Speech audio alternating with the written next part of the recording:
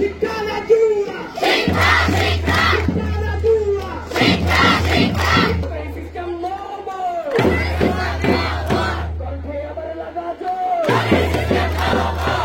তো খারাপ রেজাল্ট করে তোমাকে তো জাস্ট লটারি সিস্টেমের মাধ্যমে আনা হয়েছে,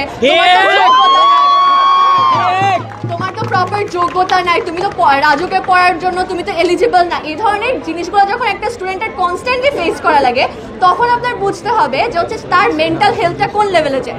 এটা একটা গণস্বাক্ষর কর্মসূচি, যেহেতু আমরা শিক্ষা মন্ত্রণালয়ের কাছে অফিসিয়ালি একটা আবেদন করতে যাচ্ছি, সেখানে আমাদের সবার মতামতের যে ব্যাপারটা থাকে সেটা নিশ্চিত করার জন্য আমরা এই গণস্বাক্ষর আয়োজন করেছি, যেখানে শিক্ষক, ছাত্র প্লাস গার্ডিয়ানরা সবাই সিগনেচার করতে পারছে, সিগনেচার করে তাদের মতামত প্রদান করতে পারছে।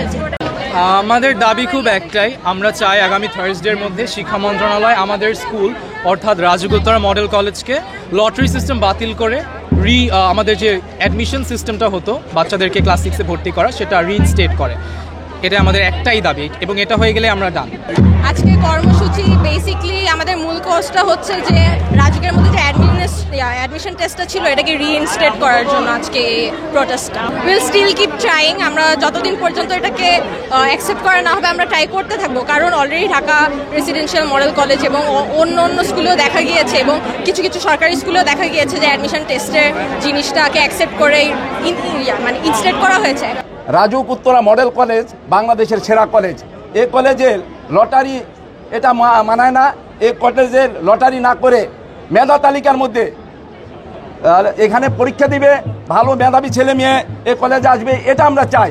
আমরা অভিভাবক, আমরা চাই এমন সুনামধন্য কলেজে লটারি হবে না, হবে মেধা ভিত্তিতে হবে।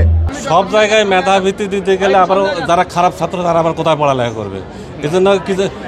এই জন্য কলেজের একটা গ্রেড করতে হবে যে কোথায় লটারি হবে, কোথায় মেধা হবে, গ্রেড করতে হবে সরকারের পক্ষ থেকে।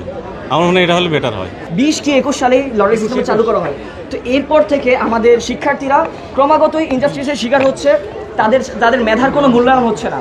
তো এটা অনেক দিন ধরে সুদূর প্রসারী একটা প্রসেস, অনেক দিন ধরে লটারি সিস্টেমটাকে আস্তে আস্তে এস্টাবলিশ করা হচ্ছে, তবে এটা আর এখন সময়ের সাথে মিলছে না, এটা সময়ের সাথে খাচ্ছে না জিনিসটা। আমরা লটারি সিস্টেমটাকে এখন অ্যাবলিশ করতে যাচ্ছি। সো এই বছরের ডিসেম্বরে যে নতুন ব্যাচগুলো ঢুকবে, নতুন ব্যাচগুলো অ্যাডমিশন টেস্ট দিয়ে বা লটারি হওয়ার কথা ছিল, যে আমরা চাচ্ছি যে তাদের মধ্যে আর কোনো লটারি থাকবে না এবং তাদের মাধ্যমেই লটারি সিস্টেমকে টোটালি বাতিল করে অ্যাডমিশন সিস্টেমকে চালু করতে হবে। এবং যারা অ্যাকচুয়ালি ডিজার্ভিং তারা এখানে চান্সটা পাচ্ছে না। এর সাথে আমার সিনিয়ররা অনেকবার মেনশন করছে যারা এখানে এলিজিবল না, জুনিয়ররা বা সিনিয়ররা বা ফেল করেছে যারা, তারাও এখানে সুযোগ পেয়ে যাচ্ছে। এই জন্য কী হচ্ছে, তারা আমাদের যে কারিকুলাম বা আমাদের যে সিস্টেম সেটা কোপ আপ করতে পারছে না, তারা এখানে ফেল করছে। আমরা বলছি না যে তারা নিজেরা খারাপ বা খারাপ স্টুডেন্ট, তারা এখানে ফিট না, প্রপার ফিট না, তাও তারা এখানে আসছে হয়তো প্যারেন্টাল প্রেশার বা সোসাইটাল প্রেশারের জন্য, এসে তারা খারাপ রেজাল্ট করতেছে, তারপর তাদেরকে এখানে টিচার্সরা হিউমিলেট করছে, সিনিয়রদের কাছ থেকে হিউমিলেশন করছে।